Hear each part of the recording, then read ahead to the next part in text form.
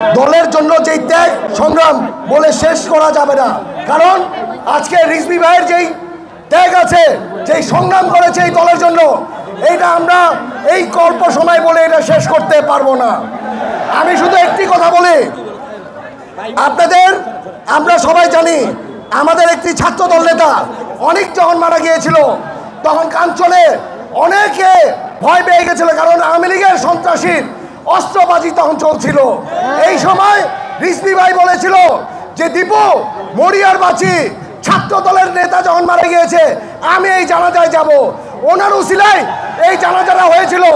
ওই সময় আমরা রূপগঞ্জবাসী নারায়ণগঞ্জবাসী ওনাকে ধন্যবাদ দিতে পারি নাই। 17 বছরের যে সংগ্রাম করেছে আমরা সবাই মিলে ফ্যাসিস্ট সরকারকে পতন করার জন্য। এর ভিতর আমি বলবো যে আজকে বিএনপির যেই নতুন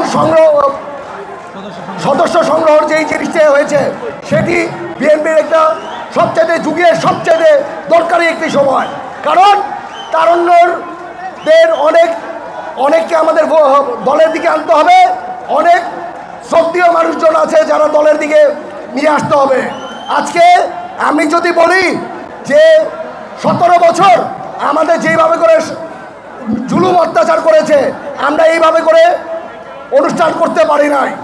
আজকে আমরা অনুষ্ঠান করতে পারছি কারণ আজকে আমরা মুক্তভাবে আছি, আমরা স্বাধীনভাবে আছি। আজকে বাংলার মানুষ স্বাধীনভাবে আছে। আজকে 17 বছর পর, 17 বছর সংগ্রামের পর আজকে স্বাধীনতা বাংলাদেশে আবার ফিরে এসেছে। আমি একটি কথা বলি, তারুণ্যের প্রথম ভোট ধানের শীষের মার্কায় হোক। আরেকবার আমার সাথে বলেন, তারুণ্যের প্রথম ভোট ধানের শীষের পক্ষে। বাংলাদেশ নিয়ে আপনারা জানেন গভীর ষড়যন্ত্র চলছে। আপনারা জানেন তারেক রহমানকে নিয়েও ষড়যন্ত্র চলছে। আমি বলতে চাই আপনারা যা কিছু করেন, তারেক রহমান হলো বাংলাদেশের সম্পদ। কারণ তারেক রহমান শুধু আমাদের দলের নেতৃত্ব দেয় না, ওই সারা বাংলাদেশের নেতৃত্ব দেয়। ওনার সম্বন্ধে আপনারা কিছু বললে আমাদের গায়ে লাগে, দলের শুধু গায়ে লাগে না, সারা বাংলাদেশের প্রতিটি নাগরিকের গায়ে লাগে। তারেক রহমান হলো আমার নেতা, আমার গর্বের নেতা।